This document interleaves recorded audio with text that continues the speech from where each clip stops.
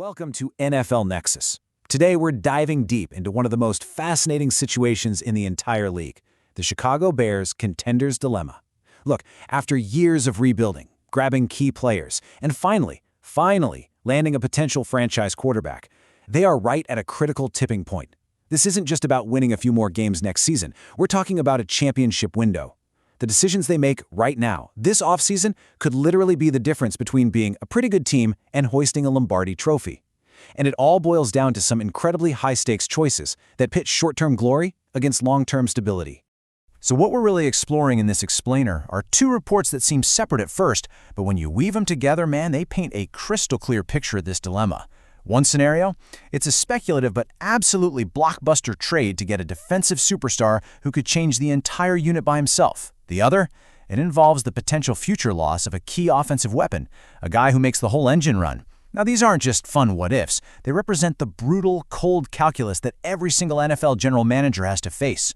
Building a winner in a league with a salary cap is a zero-sum game. Every dollar you spend on one guy is a dollar you can't spend somewhere else. So the real question is, what are you willing to give up to get a ring?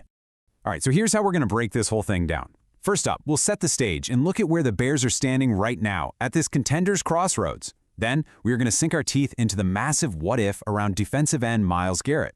After that, we'll get real and weigh the huge obstacles to making that happen.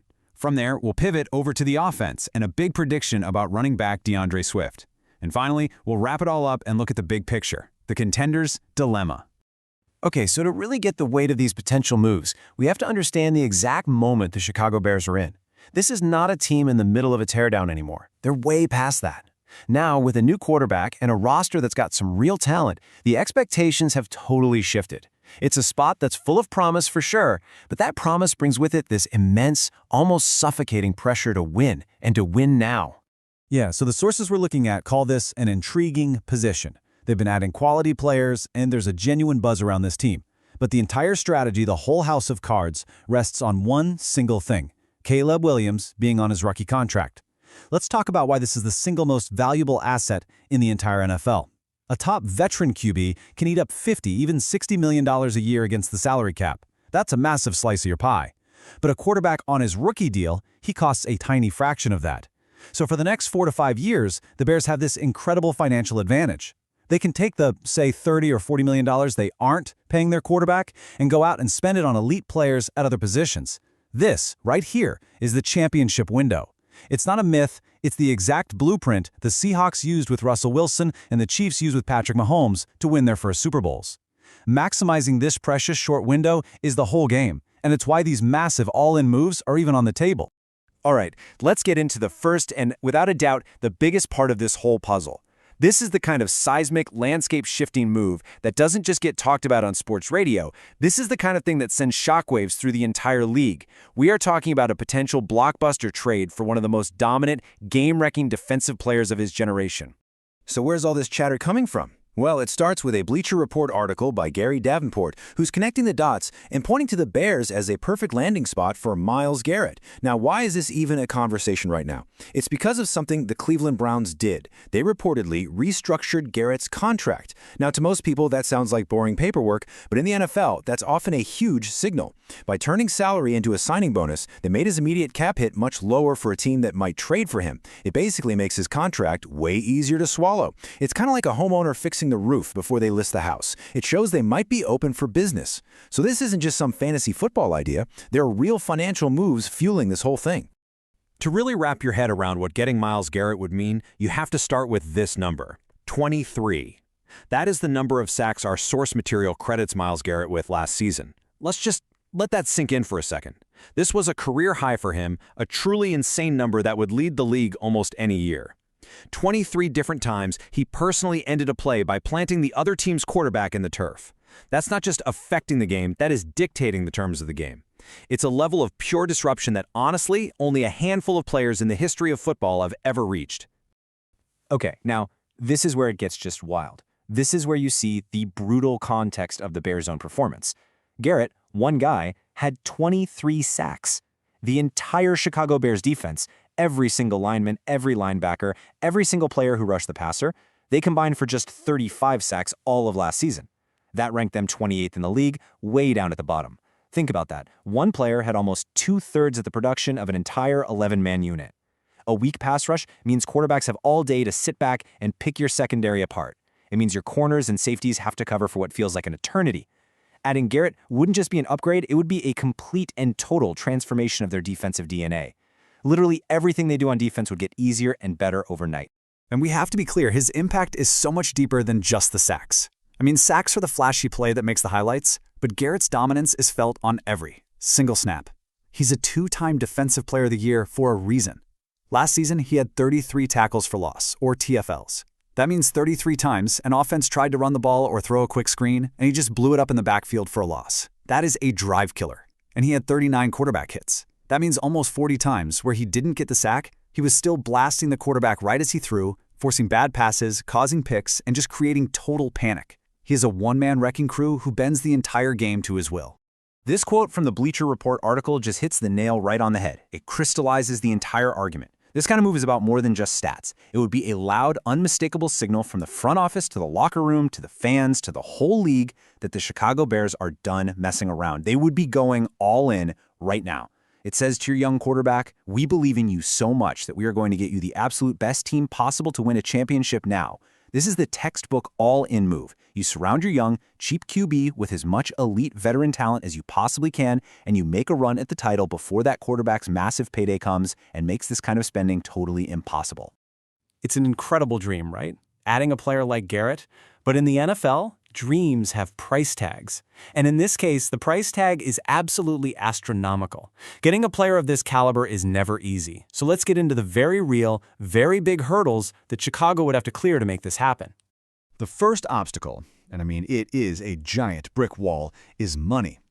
The source article doesn't mince words. It quotes the salary cap gurus at Over the Cap, saying that no team in the entire NFL is tighter against the cap than the Chicago Bears. This doesn't mean they have a little less room. It means they have the least financial wiggle room in the whole league. They are pressed right up against the ceiling of what they can legally spend on players. So that begs the immediate multi-million-dollar question. How in the world could they afford to add one of the highest-paid defensive players in football? So for anybody who isn't deep in the weeds on this stuff, let's just quickly break down what the salary cap even is. It's basically the league's way of forcing every team to stick to a hard budget. It's a set number every year that a team cannot go over in player salaries. This is what creates parity in the NFL. It stops teams in huge markets like Chicago or New York from just outspending everybody to get all the best players. You can't go over it, period. The league just want to prove the contracts. It is the single most important puzzle piece in building a team today, and right now for the Bears, it's their biggest enemy in this scenario. Fitting Garrett's huge contract under their already stuffed cap isn't just hard. It would require some kind of financial wizardry. The article uses this awesome phrase, financial machinations. And it's perfect because that's exactly what this is. It's like a series of complex accounting tricks that GMs use to get around the salary cap. It means you'd have to do stuff like this. First, you'd have to restructure the contracts of your current expensive players, turning their salary into a signing bonus that you can spread out over many years. That lowers their cap hit this year, but it makes it bigger in the future. Second, you might have to trade away other pretty good players just to get their salaries off your books. And third, you'd structure Garrett's new deal so that the biggest payments are years away. But here's the danger. You're basically borrowing from your future self. You're just kicking the can down the road and creating massive salary cap headaches for yourself in 2 or 3 years. It's a high-wire act where you're mortgaging the future to win today. And that's just the money side of things. We haven't even talked about what you have to give Cleveland to actually get him. The source says it would take an enormous cost in draft capital. We're not talking about a second-round pick. No way. We are talking multiple first-round picks and probably other picks on top of that. To a front office, draft picks are pure gold. They are the lifeblood of your team because it's the cheapest way to get high-end, young talent for 4 or 5 years. Every first-round pick you trade away is a potential star player on a cheap deal that you can no longer get. Trading all that for one player, even a great one, guts your future roster and puts every single ounce of pressure on that one guy to be the final piece of the championship puzzle. All right, we've laid out the massive upside and the insane cost of a Garrett trade. Before we look at the other side of this dilemma, hey, if you're getting some value out of this breakdown, please take a second to hit subscribe for more content from NFL Nexus and give this explainer a like. It is the #1 way to help the channel grow. And I want to know, let me know in the comments, would you do the Garrett trade? Also, a quick way you can support what we do is by checking out our coloring books. They're perfect for the young fans in your life. The link is in the description, or you can just use the QR code on the screen. That support really is what lets us keep doing these deep dives. Okay, let's get back to it. Okay, so let's flip this coin over, because these huge decisions don't happen in a vacuum. A massive investment on defense, like the one we're talking about for Garrett, it has consequences. That money, it has to come from somewhere. The salary cap space you're trying to create almost always means you have to make tough, even painful choices on the offensive side of the ball. This is where you see the ripple effects of team building in real time. A whole separate report, this one from ESPN's Matt Bowen, brings in the second piece of our puzzle. He's looking way ahead to the 2027 free agent class, and he predicts that a really key piece of the Bears' offense, running back DeAndre Swift, will be one of the very top players available. What that's really saying is that he thinks the Bears won't plan on re-signing him after his current deal is up. Now, what makes this prediction so fascinating is that it's coming right after Swift had his best year as a pro. The source notes he rushed for a career high in yards, found the end zone 9 times, and was a super reliable checkdown for his quarterback, catching 34 passes. He proved he's a perfect fit for this offensive system. He's not just a guy who runs the ball, he's a weapon who can take pressure off a young QB with his ability to make plays in the passing game. He is, by all accounts, a perfect offensive piece to have. So, that of course raises the big, obvious question. Seems totally backward, right? If a guy is this good and fits your system this well, why on earth would anyone predict he's leaving? Why wouldn't a team just lock him up with a big new contract? And the answer lies in the cold, hard, brutal business of the modern NFL. And for about the last decade, no position has been hit harder by analytics and business reality than the running back. When Swift's current deal is up, he'll be entering his age 28 season. Now, for a quarterback or a lineman, that's still your prime. But for running backs who take an unbelievable amount of physical punishment, age 28 is seen as the cliff, the point where production often starts to fall off, and fall off fast. We've seen it over and over again with huge stars.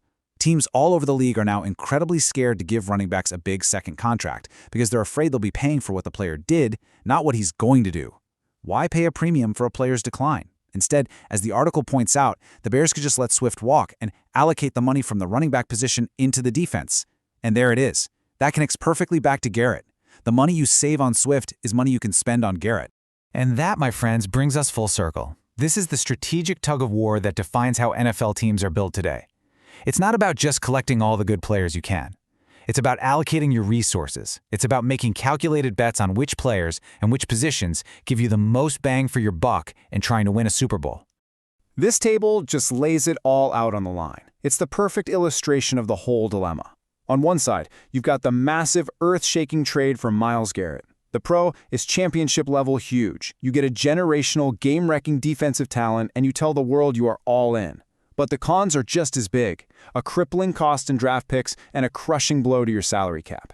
Then, on the other side, you've got this smart financial move that still feels painful, letting a key guy like DeAndre Swift walk. The pro is purely money. You free up millions in cap space you can use on defense. But the con is very real. You are purposefully making your offense worse, taking a dynamic weapon away from your young quarterback.